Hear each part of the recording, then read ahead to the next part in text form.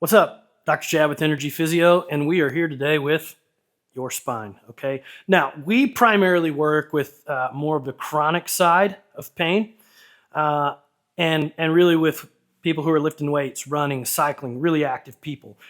Just because those people tend to have a harder time solving pain because they are so active, and the way that movement feeds into that pain is a really specific problem to solve. That's the problem we are great at solving. But occasionally, we do get the very acute type of low back pain. It brings up the question of spine manipulation, chiropractors. Now, first thing, we've got chiropractors here that we love to refer to. They're very good at what they do, but there's a reason why we like to refer to them, because we do like manipulation to the spine for things that are very hot, very acute. It's a great way to create relief, get some muscle tone down and just chill things out a bit. But at the end of the day, if you've got a problem with your spine, you've got a problem with the way you are moving on a daily basis, whether that has to be with just like normal daily life or if you're in the gym lifting weights, whatever that looks like, okay? So we got to move out of the passive and into the active at some point, but I don't want you to get the impression that we're feuding with chiropractors, because we're not, because we use them and we refer to them, especially for the hot, acute types of things. Now, if you're someone who's been struggling with low back pain, first thing is you really need to look at ankles, knees, hips, pelvis, the rest of your spine besides the low back, shoulders. You need to look at everything, because the way those things feed into the low back is very important. So if you haven't taken a comprehensive approach, that needs to be your next step. But what I want to talk about is if you're still having low back pain and you've had multiple manipulations or, very long course of care of manipulation, there's some things that you need to be really considerate of because they could actually feed into the problem, okay? And so the reason why we refer to the chiros that we do is because they're very specific around what they manipulate and where. And here's why that's very important. This is why we've chosen our partners that we've chosen. Let's say okay, so here's for reference. This is S1, L5, 4, 3, 2, 1. So this is the entire lumbar spine.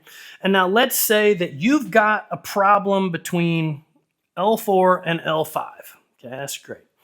And let's say this spine is normal. It has normal structural integrity. Maybe you've got a disc thing going on or a nerve root thing going on, and that's fine.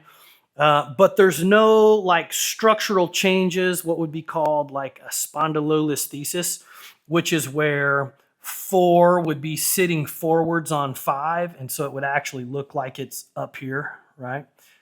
It's actually shifted forwards on the lower segment. Okay, that is an instability problem. There are some other scenarios like where that goes far enough where you actually start to get fractures back here.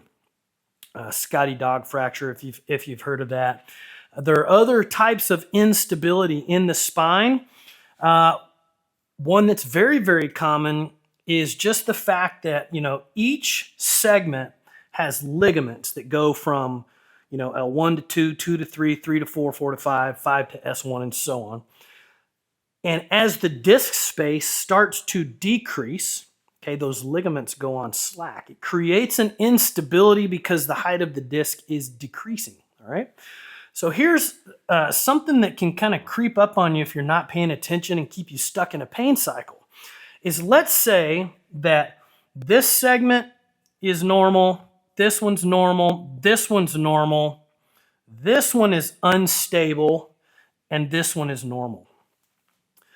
And let's say you're getting a manipulation and it's the high velocity thrust manipulation, very normal in the space, nothing wrong with it. But if these joints are stable and this one is unstable and you continue to get the manipulation that's affecting all 5 joints, it's possible to actually create more instability in the one that's already unstable.